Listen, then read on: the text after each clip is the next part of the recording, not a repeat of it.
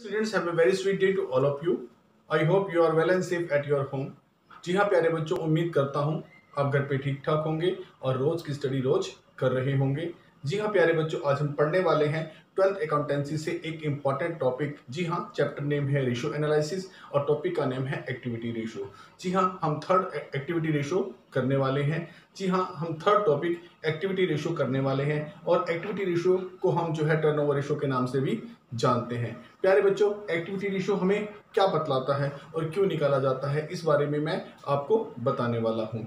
Activity ratio major किया जाता है कि किस प्रकार से हमारे पास जो फैसिलिटी है, जो अवेलेबल रिसोर्सेज हैं, जो अवेलेबल कंपनी के पास स्टॉक या एसेट्स है, उसको किस तरीके से बेस्ट यूटिलाइज हम कर सकते हैं, वो कितना इफिशिएंटली और कितना स्मूथली जो है वो यूटिलाइज हो रहा है। जी हाँ, ये रेशो जो है जनरली जो है टर्नओवर रेशो के नाम से जाने जाते हैं। जी हाँ, इन्हीं एक्टिविटी रेशो को ही टर्नओवर रेशो के नाम से जाना जाता है। This ratio measure the efficiency and rapidity of the resources of the company. Company के पास जो रिसोर्सेज अवेलेबल हैं, जी हाँ, जो स्टॉक अवेलेबल है या जो स्टॉक अवेलेबल है, उसी स्टॉक को वो कितनी अच्छी तरह से जो है रैपिडली सेल करते हैं, कितनी इफिशिएंटली उस स्टॉक को यूटिलाइज कर रहे हैं और कितने साल में कितने टर्नओवर वो स्टॉक ले रहा है, अर्थात कितनी बार वो स्टॉक जो है वो बदला जाता है, पिछला स्टॉक बेच दिया जाता है, अगला स्टॉक ले आया जाता है।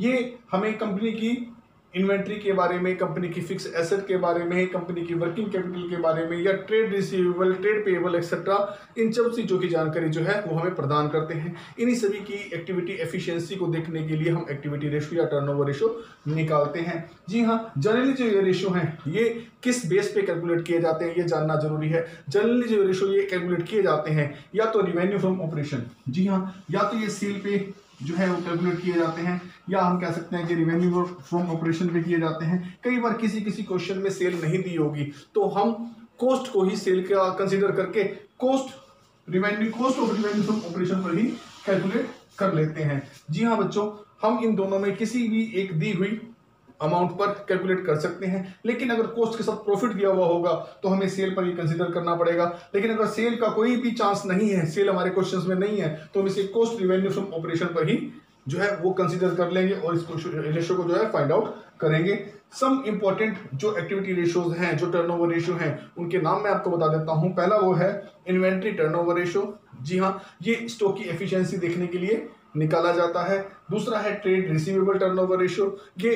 ये क्रेडिट सेल को कि कितना स्टॉक क्रेडिट सेल में जा रहा है उसकी एफिशिएंसी के लिए निकाला जाता है। ये हमें ये भी बताता है कि कितने दिन में डेटर्स जो है दोबारा हमारे पास उधार का माल खरीदने के लिए आते हैं, अर्थात पिछला माल जो स्टॉक सेल हुआ उसके लिए पिछली पेमेंट आ गई और अगली बार वो उधार लेने के लिए हमारे पास कितनी बार साल में आया है, इस चीज को बताने में हमारी मदद करता है। इस तरह तीसरा रेशो हमारे पास ट्रेड पेएबल है, जो हमें ये बताता है कि कितनी बार हम लोग सप्लायर से माल साल में उधार लेते हैं, उसका टर्नओवर हमारे साथ कैसा है, कितनी बार हमने उधार परचेज किया है साल में। इस तरह लास्ट में वर्किंग कैपिटल टर्नओवर रेशो है, जो वर्किंग कैपिटल की एफिशिएंसी और रैपिडिटी को बतलाता है। तो प्यारे बच्चों, इस रेशो पर आगे काम करने से पहले इनको बार बार अच्छी तरह भली भांति समझ लेना जरूरी है।